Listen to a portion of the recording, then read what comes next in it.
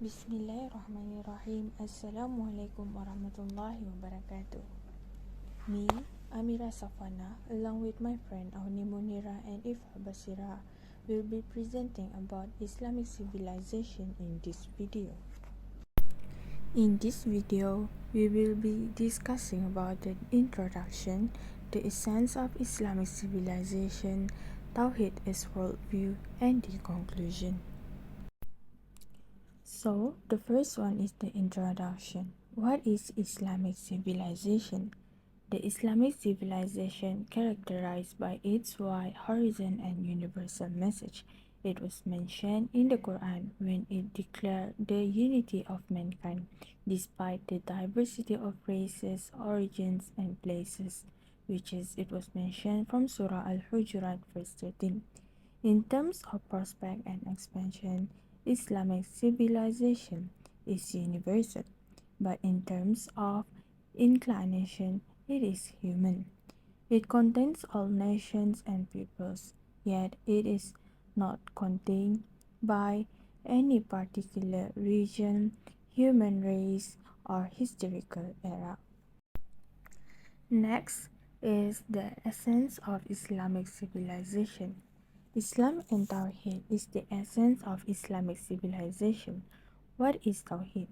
It was derived from Arabic language from the word of wahada, which means one and only or singular, and in Sharaf, acknowledging Allah subhanahu wa ta'ala as the sole Almighty God by worshipping and holding the idea that Allah is unique in all of His singularity, essence, action, and attributes.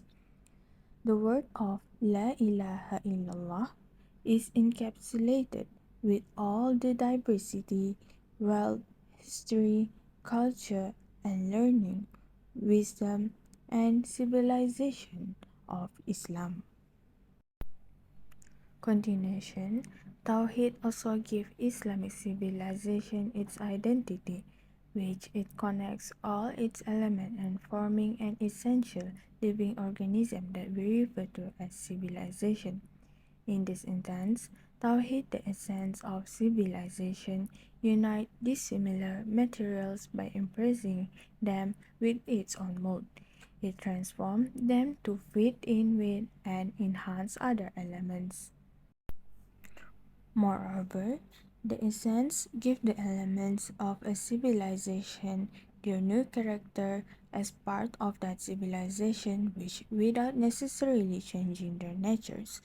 For this reason, they impose Tawhid as the title of their most significant works and compelled all subjects to be brought under its purview.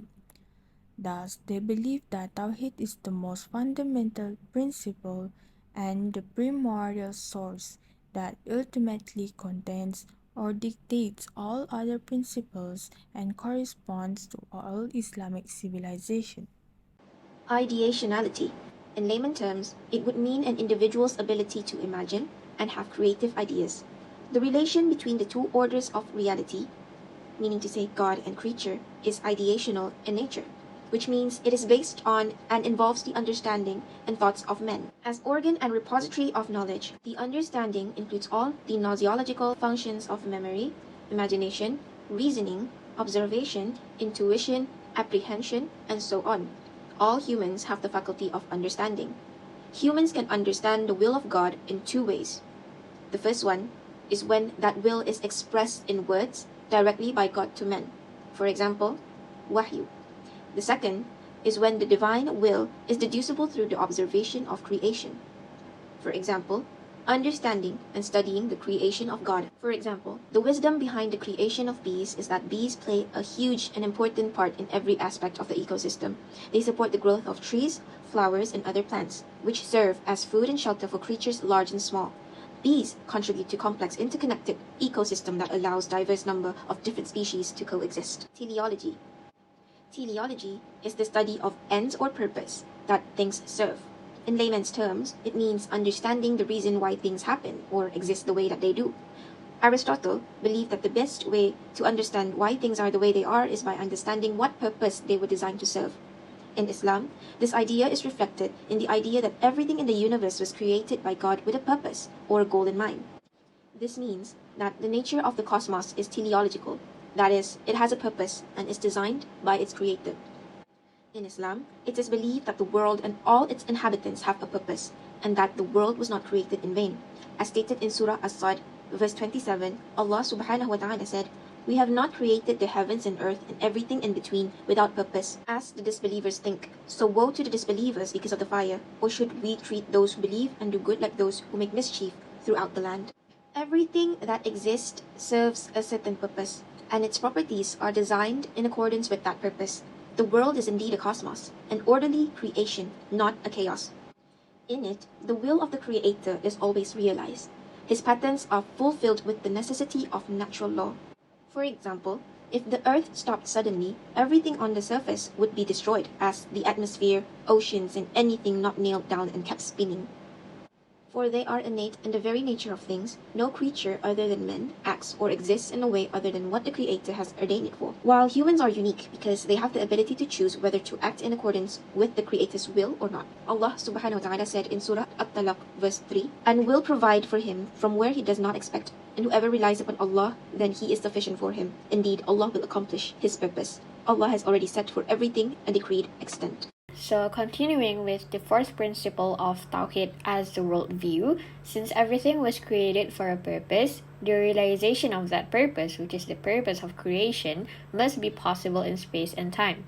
As subject of moral action, a man must therefore be capable of changing himself, changing the nature, society, and environment, so as to actualize the divine pattern or commandment in himself as well as in them.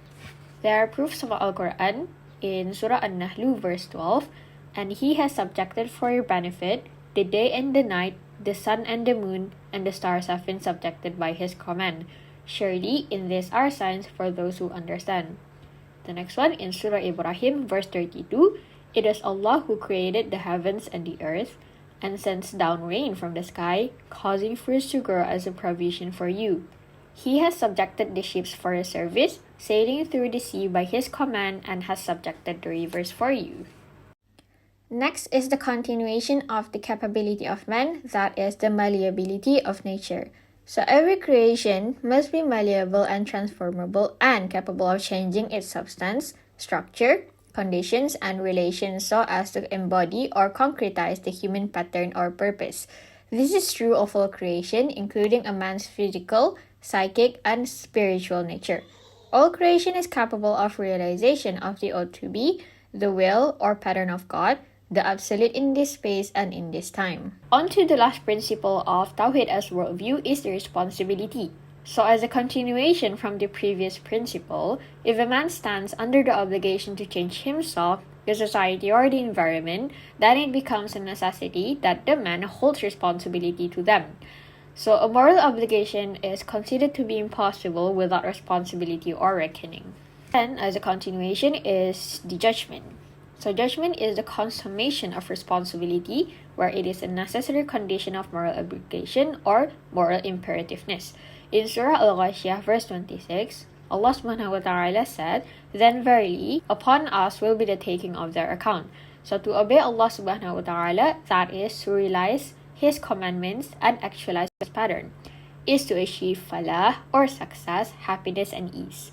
And in Surah An-Nisa verse 85, "Whoever recommends for a good cause will have a share in the reward, and whoever recommends for an evil cause will have a share in the burden, and Allah watches over everything."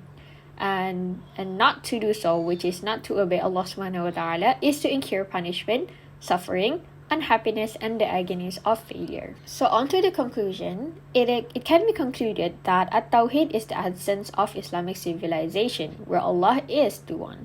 And in the view of the world, Tawhid is the duality, the ideationality, the teleology, the capacity of man and malleability of nature, and lastly, the responsibility and judgment. And with that marks the end of our presentation. Thank you. We really hope you will benefit from our video. Wabillahi taufiq wal hidayah. Wassalamualaikum warahmatullahi wabarakatuh.